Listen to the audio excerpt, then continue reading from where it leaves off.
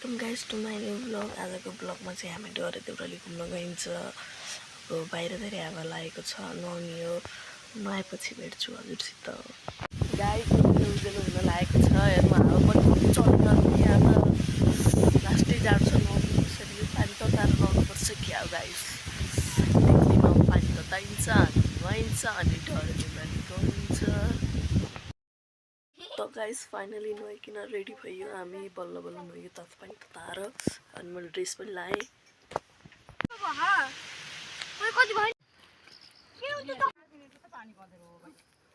Guys हामी finally कालीघरका मन्दिर आइपुगेँ।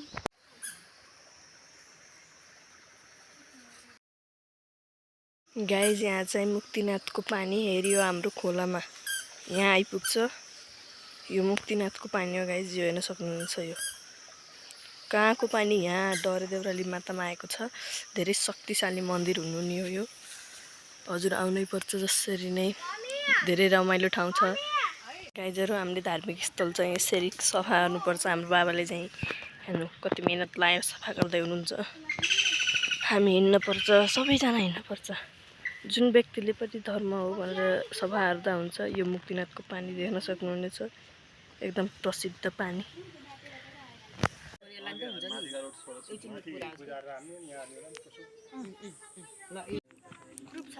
सिंगल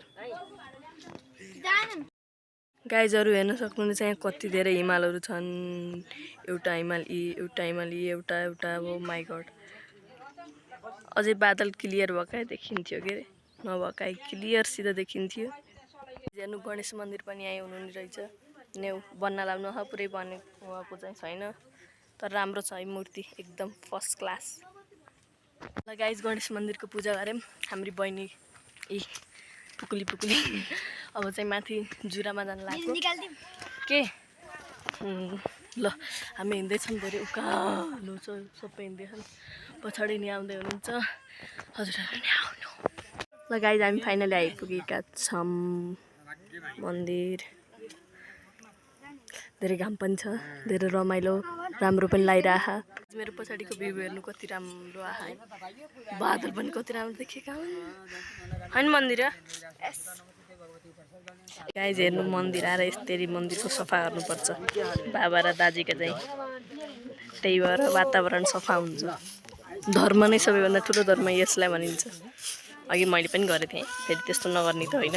पुरै कागज सागज टिप्ने स्क्रिन बनाएको अघि। अब दाइ र बाबाको पालो।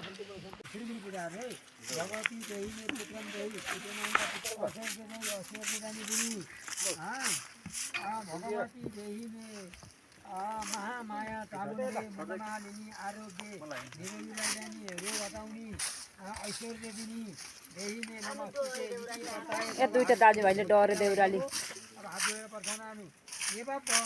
पुर्खौँदेखि चलिआएको हाम्रो परम्परा हेरी यसमा चाहिँ हामीले पूजा गरिन्छ। यहाँ चाहिँ देवीले जे मागु त्यही पुर्याउनुहुन्छ भन्ने यहाँको आस्था छ।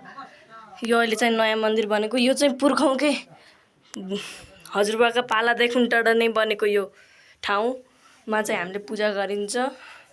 लगाइ हेर्न सक्नुहुनेछ यहाँको भ्यू बेस्ट रमाइलो। यो चाहिँ धार्मिक स्थलमा चाहिँ हजुर जसरी नै अनिवार्य आउनुपर्छ।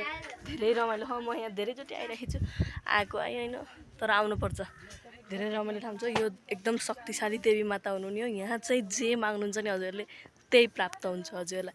लगाइ हामी चाहिँ डरे देउरालीबाट फर्किसकेका छौँ। धेरै रमाइलो भयो। हाम्रा दाइ भाउजू ठुली सबै फर्केर जानुभयो फेरि पोखरा। बहिनी सानो बहिनी थिइन्, कति रमाइलो भएको थियो ती पनि गएँ। गाइज यो वनमा त बाख्रा पनि चराइन्छ। हेर्नु कति धेरै छन्। हो माइ गड, कति घनघोर जङ्गल छ हेर्नु। यति घनघोर जङ्गलमा हामी हराइयो भने त खोइ भेटिने चान्सै छैन। गाइज एकदम थोकैला यो झोला बोकेर। झोलामा पनि अब खत्रेङ मत्रेङ सामानले मेरो कन्नु नै खाइसक्यो। हेर्नु गाइज मम्मीले घाँस काट्नु आइछ यहाँ, घाँस काटिङ यो वनमा। आइन सोध्नु केही भन्न छ? छैन केही पनि छैन।